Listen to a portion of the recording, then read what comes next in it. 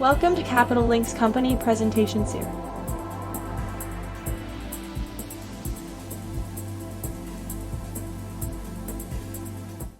Welcome to Capital Link's corporate presentation webinar series. In this series, senior management of listed shipping companies provide an update on their operations, business development, strategy, and sector outlook.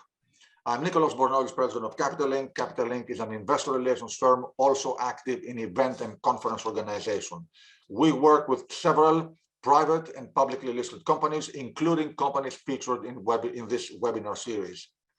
As noted in our disclaimer, these presentations are purely for informational and educational purposes. They do not constitute investment advice or advice of any kind, and obviously Capital Link bears no responsibility for them.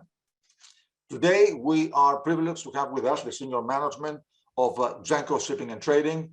We have with us Mr. John Wobensmith, President and CEO, Mr. Apostolos Zafolias, Chief Financial Officer, and Mr. Peter Allen, Senior Vice President of Strategy. The whole session will be 45 minutes. We will start with a brief slide presentation, followed by a live Q&A discussion.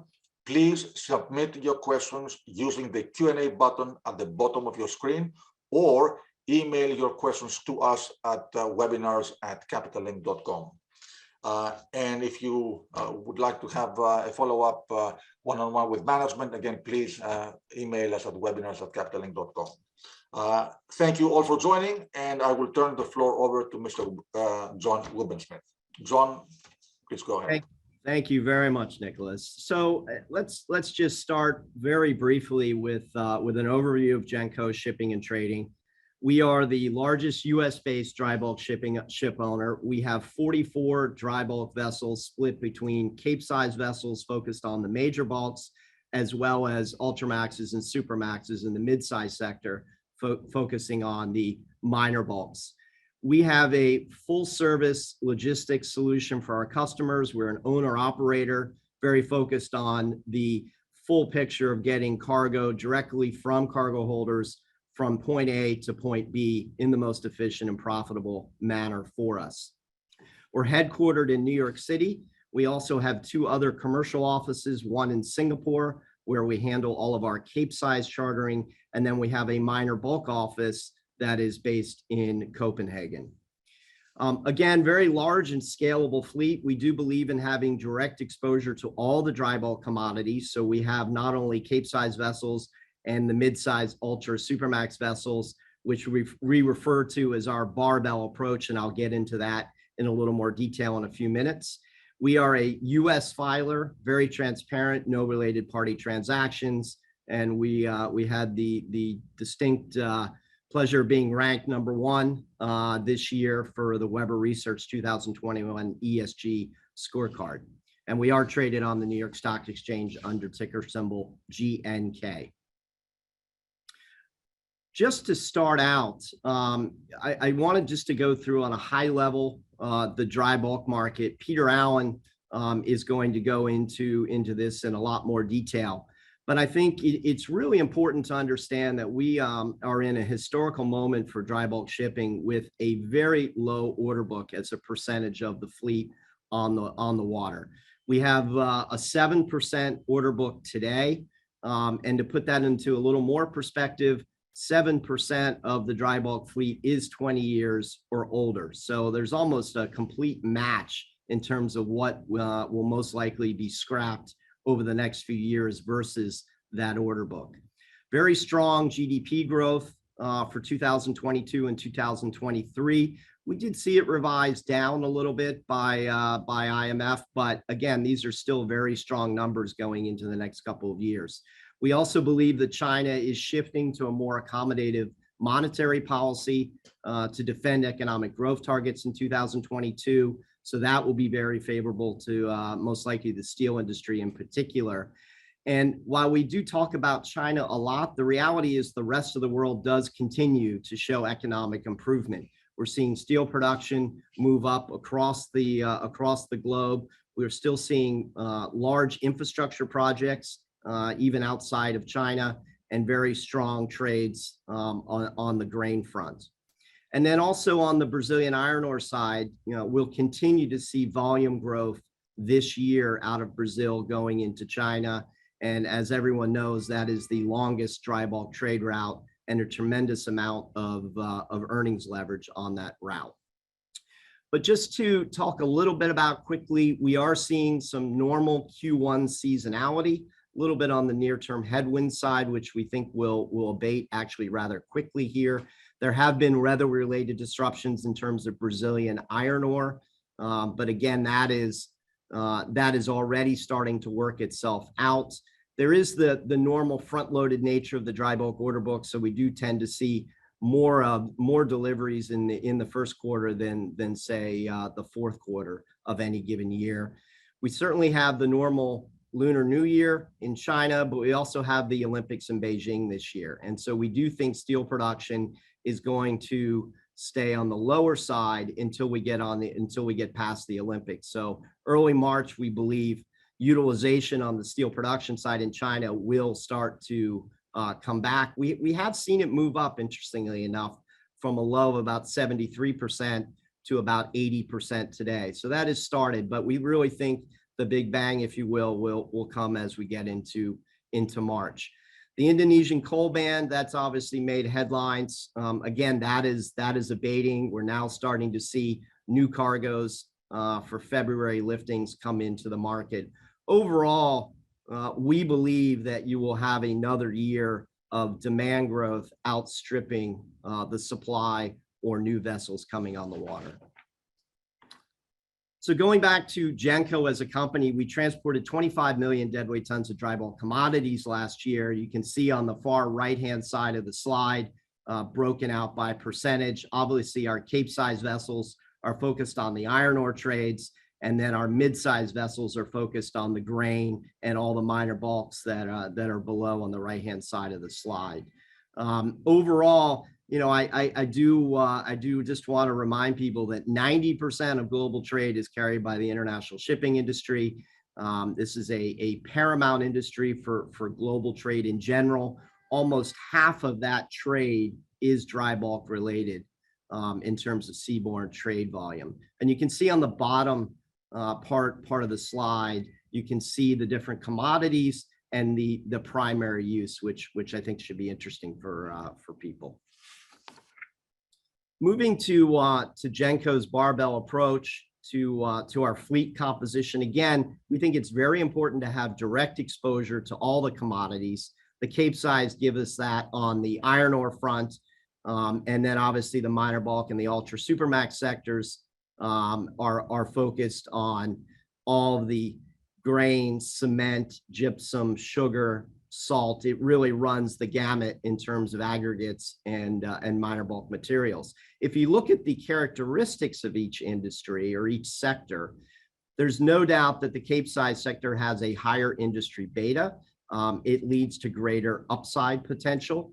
It's solely focused on the iron ore and to a very small degree the coal trades, and it is driven by worldwide steel production. Whereas the minor bulk and the ultra supramax sector, of which we have 27 ships, more stable earnings, definitely more diverse trade routes linked to global GDP.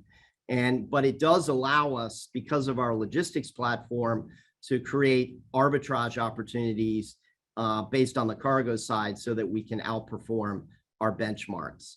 As I said, we take a very active approach to our revenue generation, being an owner operator and having a commercial platform that is dealing directly with cargo owners. Just finishing up on the barbell approach and looking at the Capesize index and the Supramax index going back to the beginning of 2017, you can see the volatility that does exist in the Capesize sector. Again, we think it's very important to have exposure to this sector. With the higher beta, it does provide the upside potential. From an equity standpoint, we think it's very important to have the larger ships within the fleet. And because of the structure that Genco has done from a capital standpoint, having a very low leverage structure and a portfolio approach to fixing time charters, it enables us to navigate this volatility in a very efficient manner and create upside for shareholders. just finishing up, scrubbers. I think this is interesting because we are at a spread of about $160 between very low sulfur fuel oil and high sulfur fuel oil. We did take the decision a few years ago to install scrubbers on our larger vessels, the Capesize vessels. So all 17 do have a scrubber installed. The nice thing is, as of December 31st, we have completely paid off our equipment and installation costs on the Capesize scrubber. So that was done over a 2-year period. So our investment of $40 million, as I said, is now paid back. And so everything that you see on the sensitivity on the bottom right of the slide in terms of our annual per year EBITDA, depending on the scrubber spread, is pure return to the company, having that capital investment already paid off. So before I turn this over to Apostolos, I do want to hit on what is one of the most exciting things for Genco. We announced in April of 2021 a new comprehensive value strategy. We think this is a very differentiated approach. If you look at what we have done as of December 31st, we have paid down our debt to our target number of $246 million.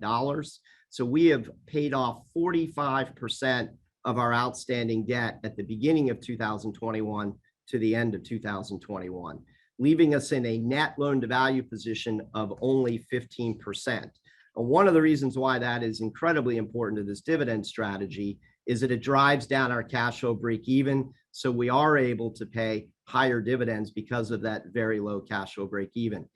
The value strategy is based on 3 pillars. It's based on significant dividends from cash flow generation. I talked about the break-even rate. We have also delevered, as I said. We will continue, even though we will not have mandatory debt repayments in 2022, we will continue to repay debt over the year. And then in terms of growth, that again, very important. We have a reserve that we're establishing as part of the dividend policy, and a large revolving credit facility, $300 million, that we can opportunistically use as vessels or companies are attractive to us on the M&A front. We have the ability to take those down. So with that, I'm going to turn it over to Apostolos to go through some more of the details on our value strategy. Thank you, John. I'll start on slide 13, which provides the dividend framework. It's a very simple and transparent. It's based on a very simple and transparent formula. It essentially consists of operating cash flow after debt service and after capex dry docking items, less a reserve. The reserve will be based on anticipated debt repayment and interest expense, and it can be used to smooth out any potential volatility of dividend payments as a result of the volatility of freight rates. It could be used for additional growth and otherwise to add additional flexibility in our capital allocation options depending on market conditions. The first dividend under the strategy will be paid in this quarter and will relate to the fourth quarter 2021 results. The reserve has been set at $10.75 million for the fourth quarter based on anticipated debt repayment of $8.75 million and anticipated interest expense of $2 million. It's important to say that we will be providing guidance on a continuous basis ahead of the dividend payment on a quarter-over-quarter basis on both the expense side as well as the revenue side. On the revenue side, by the time that we have our quarterly earnings goals, we usually have 60 to 70% of our available fleet days for the next quarter fixed. So we will be providing you a specific time charter rate for that period. What will be left for investors to do is to take an assumption or an estimate on the remaining 30 to 40% of the balance of the days for the upcoming quarter. Because we will also be addressing the break-even side on the expense, providing guidance on operating expenses, GNK, management fees, so on and so forth. And it is the break-even side of the equation, as John alluded to earlier on, that we have concentrated on improving during 2021. Specifically, at the end of last year, we reached our goal of paying down debt to $246 million, down from $449 million in the beginning of the year. That represents almost half of the beginning of the year balance. But what's more important is that under our new credit facility, it allows us to have no mandatory repayments from now until the end of 2025, thereby significantly reducing our break-even level by over $4,000 a day, as you can see on the right hand of the slide, down from a little bit over $12,000 to an estimated $8,200 for the fourth quarter. Having said all of that, we do continue to voluntarily pay down debt on a forward basis with a medium-term goal of getting to zero net debt. The rationale behind that is on slide 15, and it's basically derived from 20 years of historical data. On this slide, we lay out an illustrated fleet-wide time charter rate of our fleet versus a debt-free or a break-even rate before debt service. As you can see, in nearly every environment, the fleet-wide time charter rate is higher than the break-even rate prior to the debt service. And it is for that reason that we continue to voluntarily pay down debt to provide ourselves with a stronger balance sheet, lower break-even rates, and allow us to consistently pay dividends regardless of market conditions. When you combine that with the significant operating leverage of the company, we believe that we can create a more compelling risk-reward profile. On the next slide, we just illustrate that operating leverage for the company. And indicatively for the third quarter, our EBITDA was $80 million, which is higher than the adjusted EBITDA for all of last year or all of 2020. And then the 9-month EBITDA number of $151 million is higher than the entire year balance, the entire year EBITDA for the past 4 years. All in all, it's to say, and also $16 million of EBITDA are generated for every $1,000 of an increase in TCE. All in all, we do believe that the strong operating leverage, when combined with the low financial leverage and the balance sheet that we have worked on creating after paying down the debt during 2021, creates an optimized risk-reward balance and longer-term shareholder returns in a manner that has been pretty rare in the dry bulk industry historically. With that, I'm going to pass it over to Pete to walk through the industry section. Thank you, Apostolos. I'll start on page 18, which highlights the freight rate developments last year as well as in the year to date.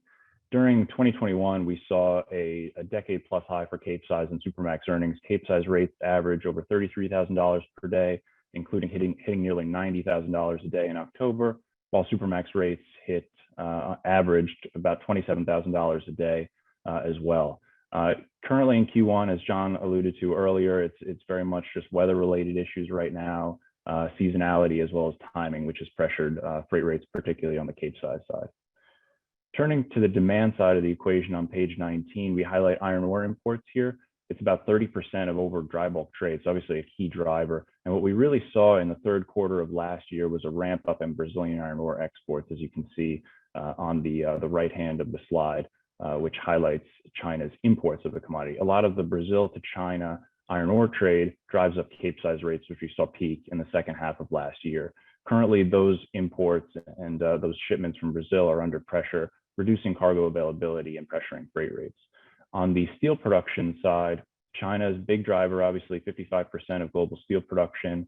We saw steel production decline from May to November, but while China's steel production declined, the rest of the world really picked up the slack, and overall ex-China steel output was up 13% year over year in 2021.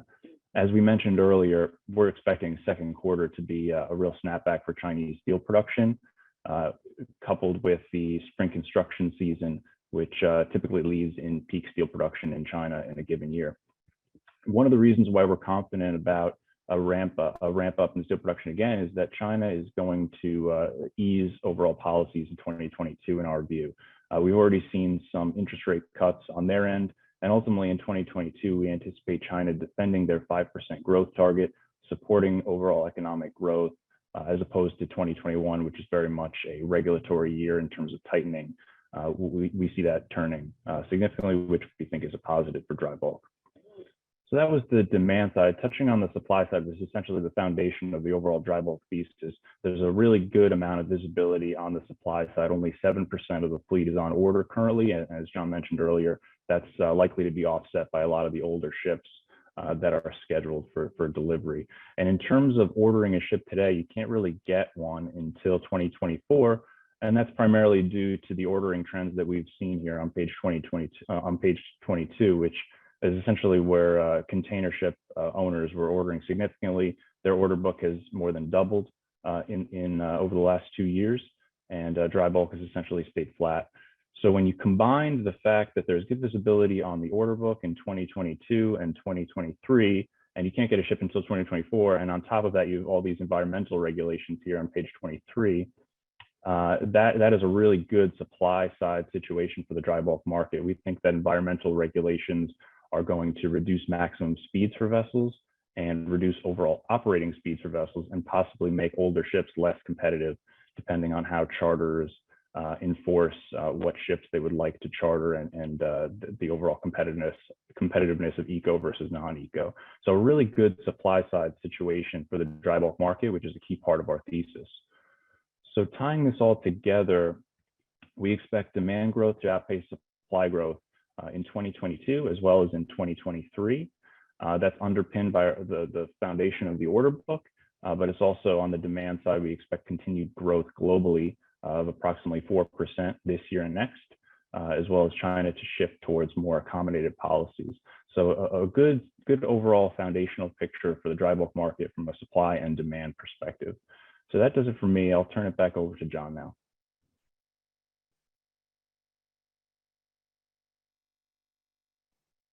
Thank you, Pete. Very in-depth and appreciated.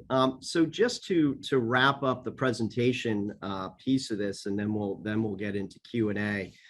Again, looking at Genco, we are very uniquely positioned to capture the market upside that we believe we're going to continue to see in 2022 and 2023 at this point. Very strong leadership, experienced US-based management team. We are one of only 2 US filers within the peer group. Very high corporate governance standards, as I went through earlier. Dry bulk market, I cannot say it enough. It's supply, supply, supply. And what I mean by that is we are at a historically low period in terms of new vessels that will be delivering through 2024.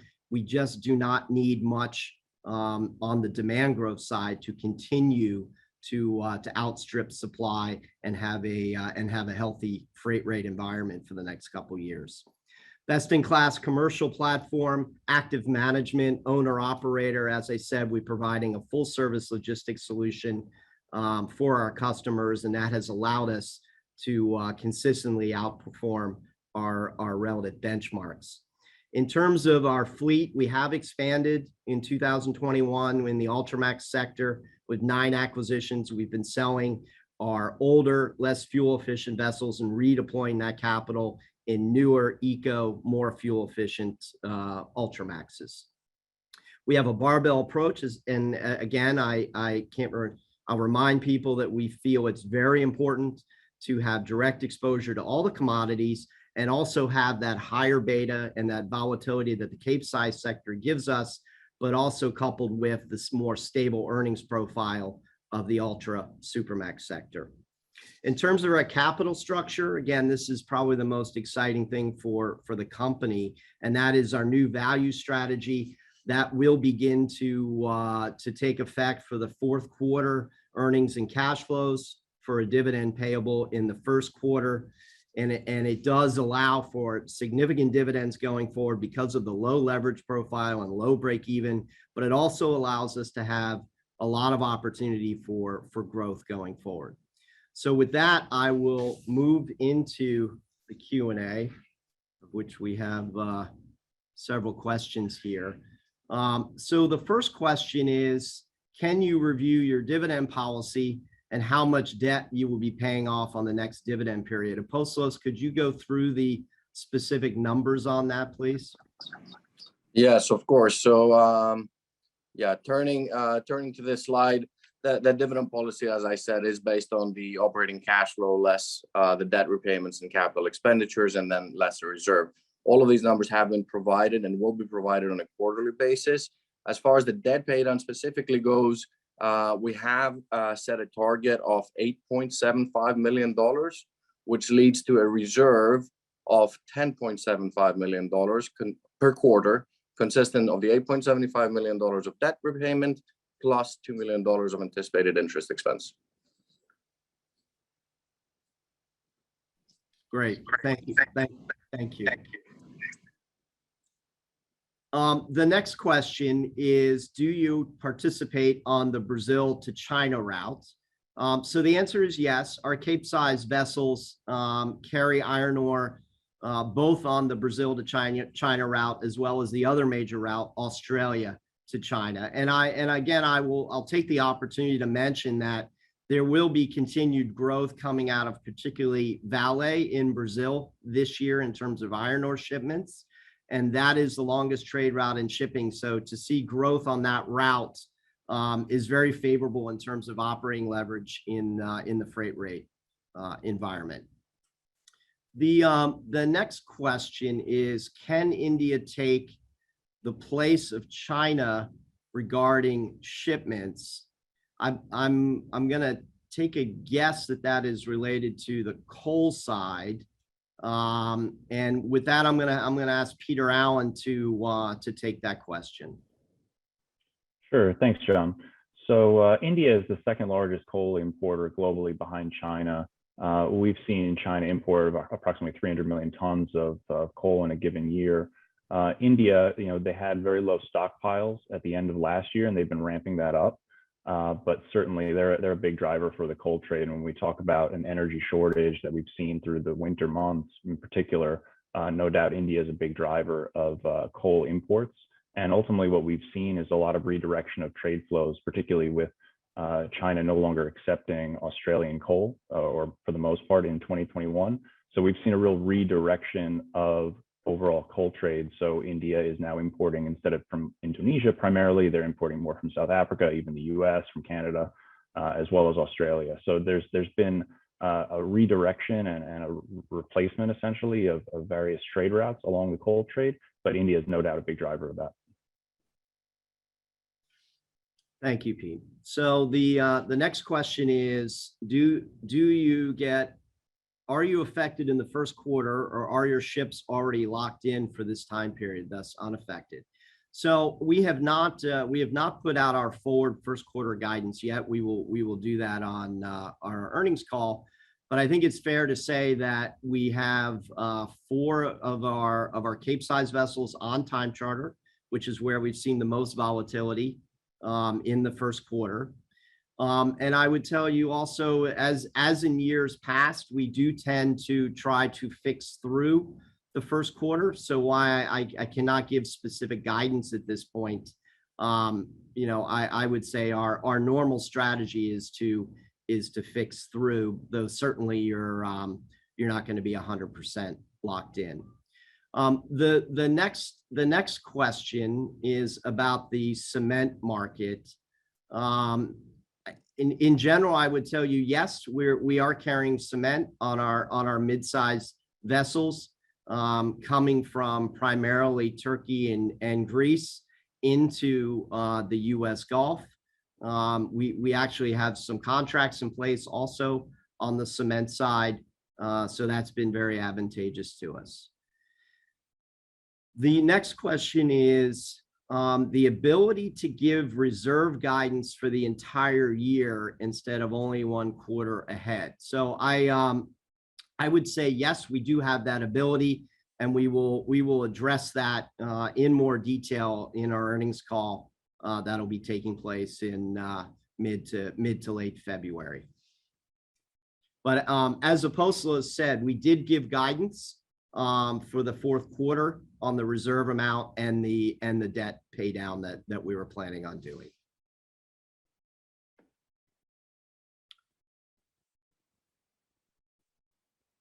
The next question is about the dividend varying during 2022, or will we try to keep it at a level of expected return?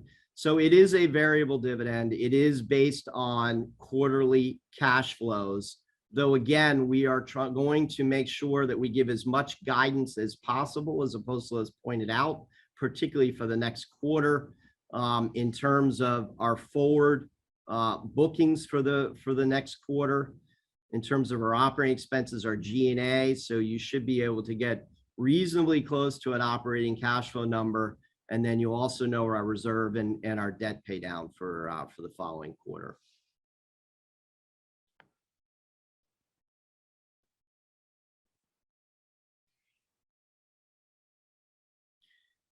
Okay, so we have a question on if older assets are sold and no acquisitions are completed, how will the proceeds be deployed? The questions are debt repayment, stock buybacks, capital allocation. So there's a few things here. I would tell you, we're obviously still believers in at least the next couple of years in terms of visibility on the dry bulk industry and demand outstripping supply. I do not see us selling older vessels at this point without redeploying that capital into new vessels. Again, we still think the cash on cash return numbers, the IRR numbers, and the NPV numbers are very favorable for the industry in terms of new tonnage. So I do feel that we will continue to look at the opportunities to divest some of the older assets and redeploy that capital. In terms of stock buybacks, you know, that's the nice thing about the reserve that we're setting up. There's a lot of optionality for the management team and the board to make decisions on how that reserve cash can be used. It certainly can be used for fleet renewal. It can be used, you know, potentially to smooth out quarters on the dividend side.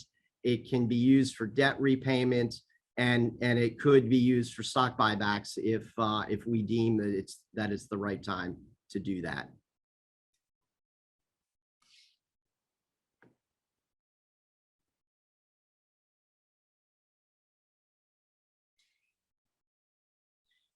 So the next question is, your barbell approach has given you exposure to both the smaller Supramax sector while maintaining upside leverage to the Capesize market.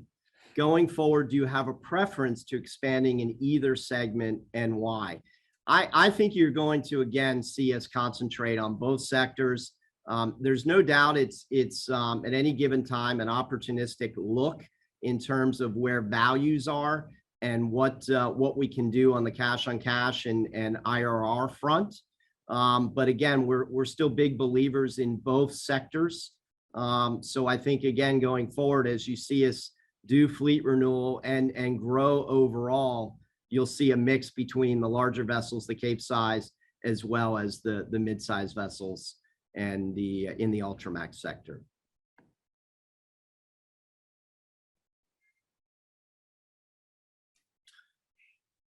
The next question is, will EEXI and CII have a material impact on capacity? Also, will it trigger a bifurcation in vessel rates between the older and newer vessels? I'm going to pass that over to Peter Allen to answer. Thanks, John, and thanks for the question. Look, the IMO 2023, it's a lot different than IMO 2020, let's say. That was a January 1st, 2020 event, and everything changed. When we look at CII and EEXI, EEXI is the one-time technical challenge. It will reduce maximum speeds on most ships. So that's certainly a positive, particularly when the freight rate market increases to levels we saw last year. There will be less of an ability for the market to react to those high earnings. On the CII, I think that's where we're going to have more of an operational impact on the overall fleet, where if you wanted to get to a certain rating, C or a B rating, and you're a non-eco ship, you'll likely have to slow down in order to hit that, as well as put fuel-saving devices, energy-saving devices on board. So we think that there will be an impact on overall speeds primarily. It also will make some older ships less competitive in the market, which could increase scrapping. But overall, it's not going to be a January 1, 2023, everything changes type of event. It's going to take some time over the course of 23 and into 24. The next question is, and thank you, Peter. That was a very dynamic answer. Appreciate that. What are dry docking CapEx for fourth quarter of 2021 and expected for 2022? Apostolos, can I give that to you to answer? Sure thing. So for the fourth quarter of 2021, the total dry docking CapEx is $2.9 million. And that's split across 3 vessels, and we estimate 60 off-hire days for those 3 vessels. And then for 2022, the total number is $27 million. That's split over 12 vessels, and we estimate about 300 days of off-hire associated with that. Okay, great. And then Apostolos, to continue, is there a rule of thumb regarding the reserve calculation? And is there a specific percentage of free cash flow on average? Yeah, so I mean, I think as we said, the what we have guided for on the fourth quarter is the $8.75 million on a quarterly basis, and then the interest expense will vary just slightly on a quarter-over-quarter basis, but we did say $2 million again on a quarterly basis. Okay, and then we've got 2 more questions here. The first is, what is your NAV presently? So that is it's a moving number. We typically don't necessarily put an NAV out, though the analysts obviously have views on this and publish fairly normally. I from what I can see from most of the analyst reports, they're putting our NAVs somewhere in the mid 20s, $24, $25 a share, depending on the analyst. But I would encourage you to look at the analyst reports in terms of current NAV. The final question is, if your stock trades at a discount to NAV, which I agree it does, doesn't it make more sense to buy back stock instead of paying market prices to buy assets from others? Yes, on paper, I think that's a fair assumption. However, I will tell you a couple things. One, we're very focused on getting this high dividend payout value strategy up and going, which, as I said, the first dividend out of that strategy will be for the fourth quarter, payable in the first quarter. There's no doubt that we will have the ability to do stock buybacks going forward if we think that makes sense. We're also, I would also tell you on the stock buyback front, in order to really move the needle on stock buybacks, you have to do a very large one. And like I said, we are focused on driving the valuation right now in terms of getting the dividend strategy in place and paying that first large dividend, as well as the fleet renewal, moving some of our older assets into newer assets. A couple others have come in here. Is dry docking expense recorded on the income sheet or cash flow statement? Apostolos, can you take that quickly? Yeah, that will be recorded on the cash flow statement, and it's going to be very clearly defined so that you can take it on a quarter-over-quarter basis. Okay, and then one last question here for Peter Allen. India is the second largest importer of coal, but I didn't hear the number for China. 300 million tons, but India is how many tons? So Peter, could you answer that, please? Sure. Yeah, India is approximately 200 to 250 million tons of coal imports annually.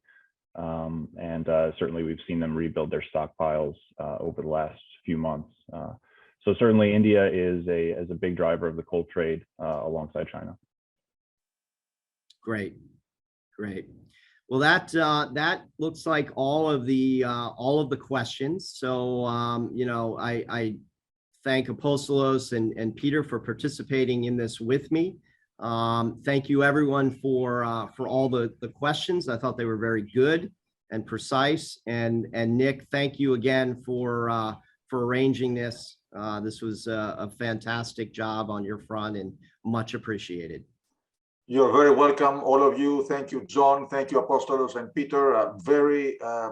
Great presentation, and you got an avalanche of questions, and I think that indicates the interest in your company and the sector. So thank you very much for joining us. As a reminder to everybody, this presentation will also be available on demand for those who would like to access it later. Thank you very much for being with us today. Thank you again, Nick. Thank you. Bye-bye.